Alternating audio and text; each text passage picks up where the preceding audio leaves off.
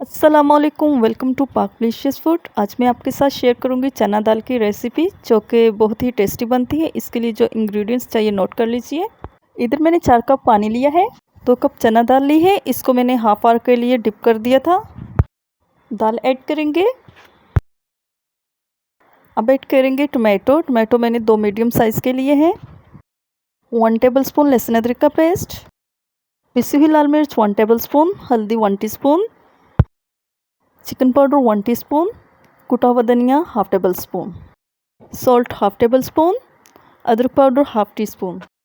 Mix करेंगे और cover करके कुक होने के लिए छोड़ देंगे। 20 मिनट्स के बाद दाल को हम चेक करेंगे। ये अभी अच्छे से कुक नहीं हुई, इसको मज़ीद कुक होने के लिए छोड़ देंगे। तो दाल के अच्छे से गलने का वेट करते हैं। चेक करेंगे तो आप देख सकते हैं दाल अच्छे से गल चुकी है। टोमेटोज़ को मैश कर लेंगे। दाल तड़का के लिए रेडी है, इसको साइड पे कर लेते हैं और तड़का रेडी कर लेते हैं।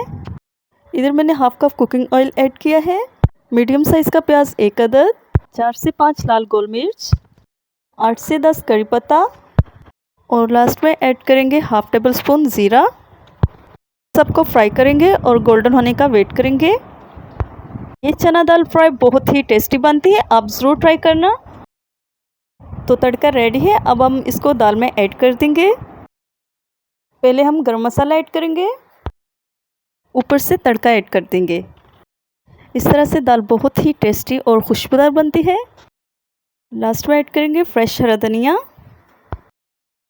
तो बहुत ही टेस्टी चना फ्राई दाल रेडी है, इसको डिश आउट कर लेते हैं। तो कैसी लगी आज की रेसिपी? अगर आपने मेरा चैनल सब्सक्राइब नहीं किया तो चैनल को सब्सक्राइब कर लीजिए और बेल आइकन को प्रेस कर दीजिए और देखते रहिए पाक डिलीशियस फूड। मुझे इजाज़त दीजिए। अल्लाह हाफिज़, टेक केयर, बाय बाय।